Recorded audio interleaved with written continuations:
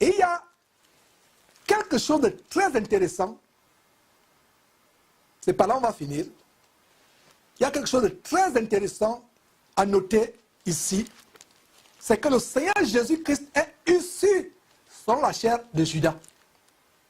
Enfanté par Léa, la femme méprisée, au physique pas attrayant. Avez-vous jamais fait le rapport entre le Seigneur Jésus-Christ et Léa?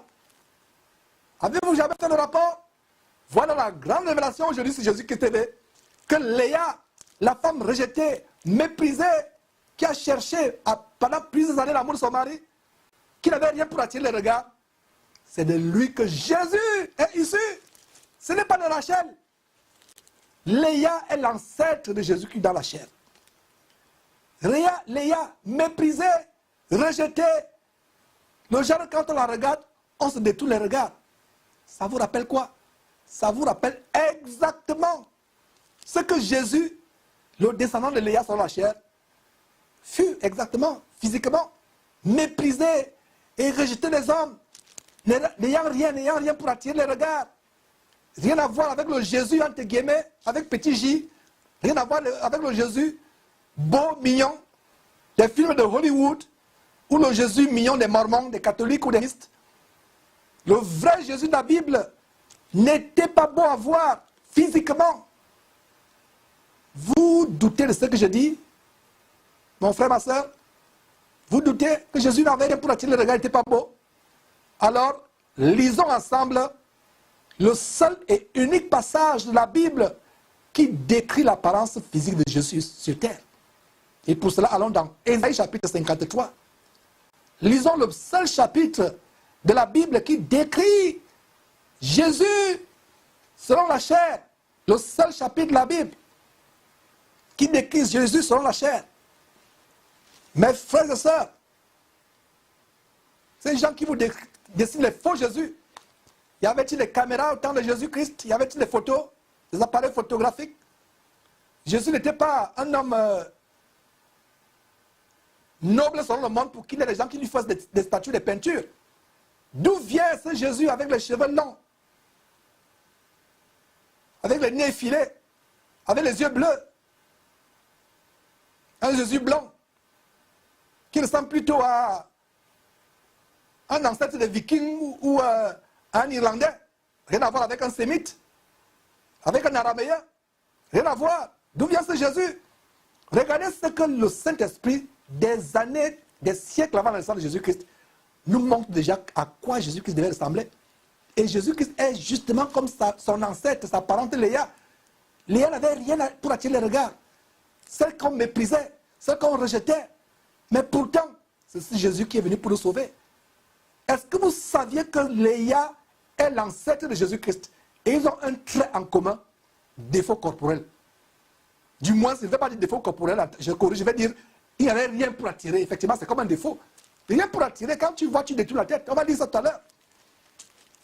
Exactement comme son ancêtre. Avez-vous jamais pensé que Léa n'avait pas un regard, un physique attrayant? Jésus aussi n'avait pas un physique attrayant. Mais cependant, on va voir la suite. Restez tranquille. Ne soyez pas énervés avant. Parce qu'il y a des gens qui disent, non, ça, c'est pas mon Jésus. Ah, sois patient, mon frère, ma soeur, tu vas découvrir des grandes choses. Donc, Ésaïe, chapitre 53. Ésaïe, chapitre 53. Verset 2 à 5. Il s'est élevé devant lui une faible plante. Ésaïe parle de manière prophétique, inspirée par le Saint-Esprit. Il s'est élevé devant lui comme une faible plante, comme un rejeton qui sort d'une terre desséchée. Et il s'agit de Jésus-Christ. Il n'avait ni beauté, ni éclat pour attirer nos regards. Exactement comme Léa, son ancêtre dans la chair. Il n'avait ni beauté, ni éclat pour attirer nos regards. Et son aspect n'avait rien pour nous plaire. Voilà, Léa n'avait rien pour plaire à son mari. C'est pour ça que les femmes qui suivaient Jésus au 1er siècle ne pouvaient le suivre que par la foi. Ce n'est pas le genre de personne que quand tu le vois, tu penses au sexe. Rien à voir, il n'était pas sexy. Voilà la révélation aujourd'hui pour vous qui ne le saviez pas. C'est pour ça qu'il dit, lisez votre Bible, que votre Bible soit votre compagnon de tous les jours. Verset 2.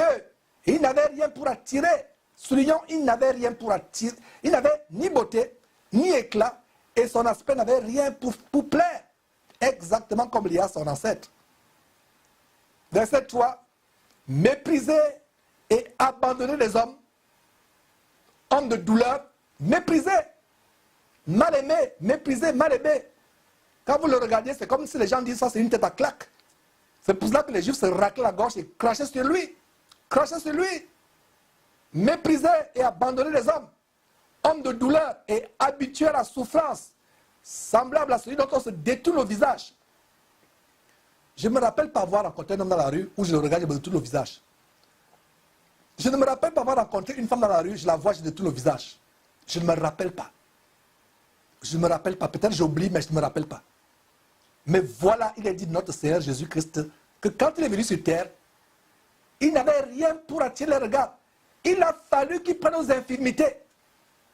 Encore beau, rayonnant.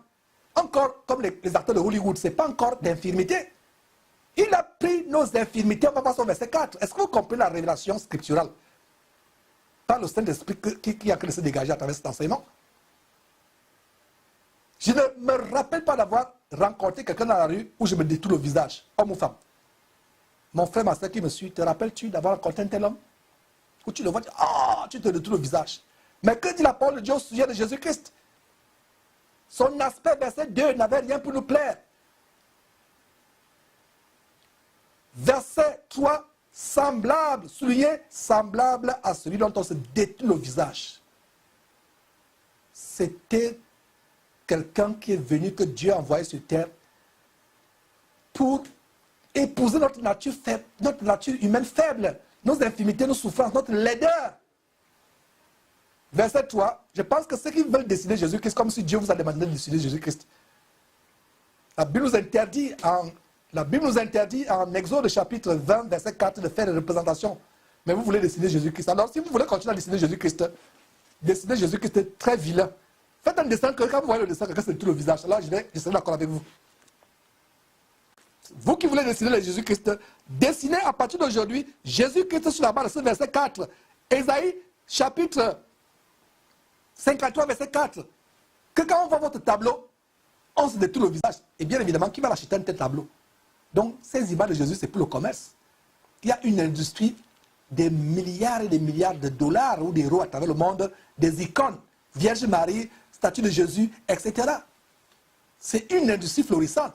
Donc, si vous dessinez le vrai Jésus d'Ésaïe chapitre 53, verset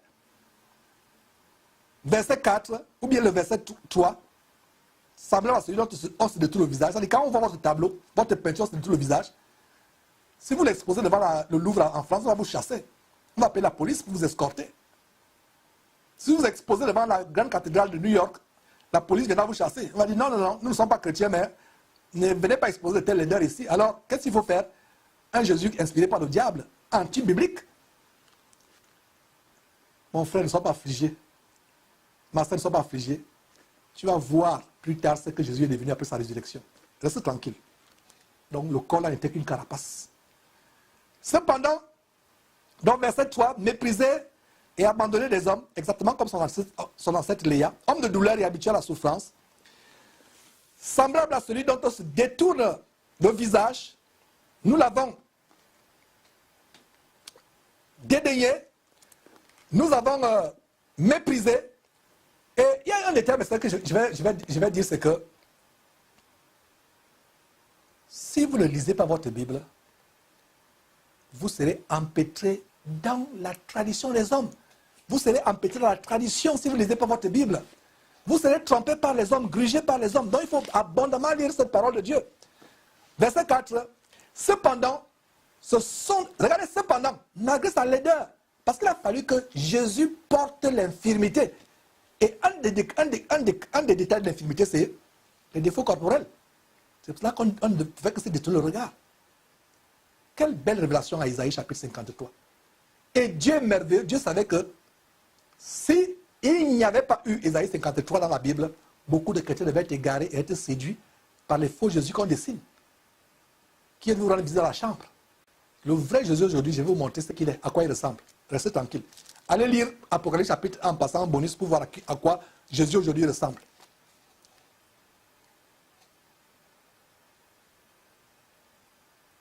Cependant, malgré le fait qu'on se détournait de ses regards, regarde la femme qui était malade pendant 12 ans, qui avait une maladie vénérienne, une maladie sexuelle, une perte de sang pendant 12 ans.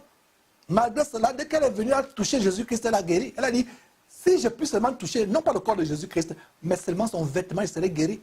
Elle avait dépensé de l'argent abondamment chez plusieurs médecins. Elle n'avait pas recouvré sa santé, mais elle s'en allait de pire en pire. Son cas s'empirait d'année après année. Mais dès qu'elle arrive, elle touche le vêtement de Jésus-Christ, elle est guérie.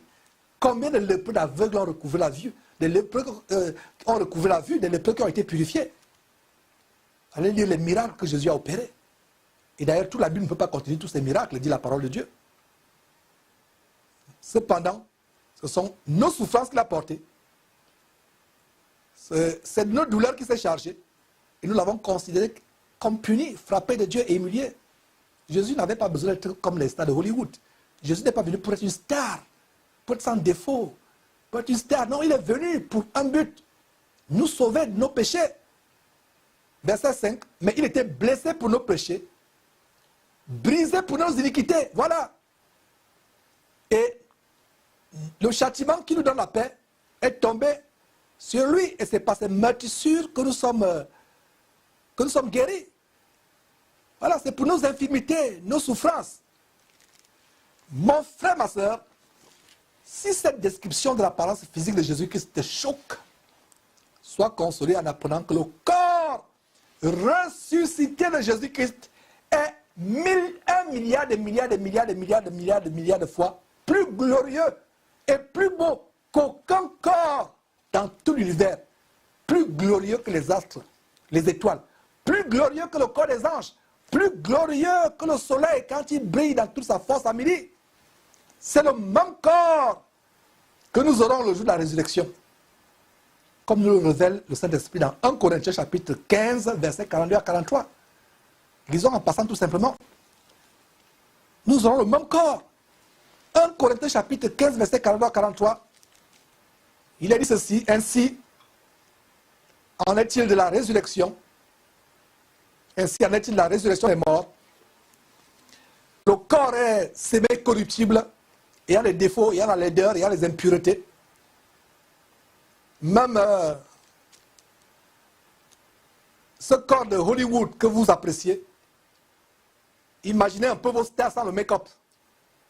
Quand vous allez sur Yahoo, sur Google, sur Internet, sur YouTube, c'est les vidéos avec des professionnels de make-up. Mais allez regarder les vidéos qui ont surpris les stars sans leur make-up. Elles sont hideuses, vos stars. Qu'en est-il s'il a peut-être oublié de bosser dans la journée? La mauvaise haleine, mes frères et sœurs. Ce corps beau n'est qu'infirme, n'est rien. Donc mon frère, ma soeur, console-toi, même si on te traite de vilaine. On dit non, elle est laide, elle est vilaine, ce n'est pas un problème.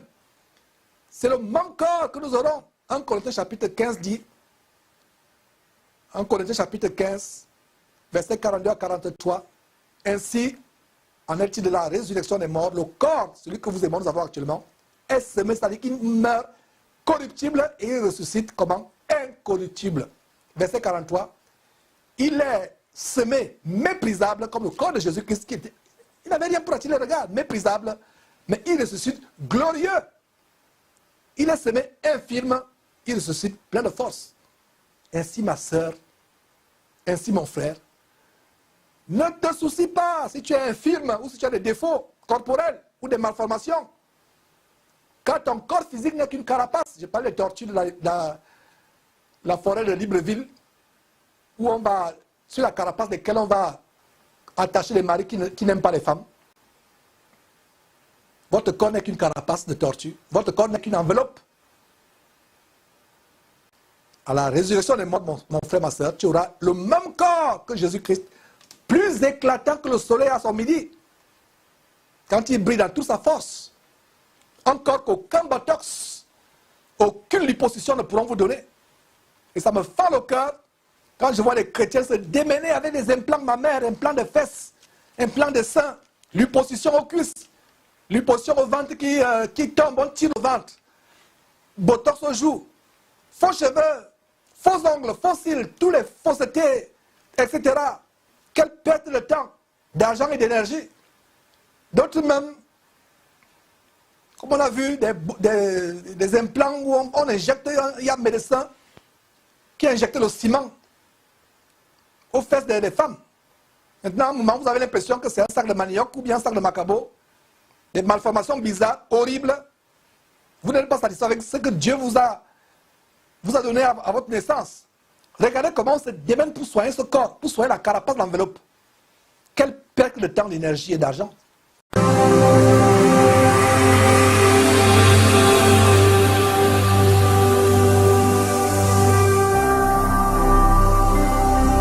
Jésus-Christ TV, vous connaîtrez la vérité et la vérité vous affranchira.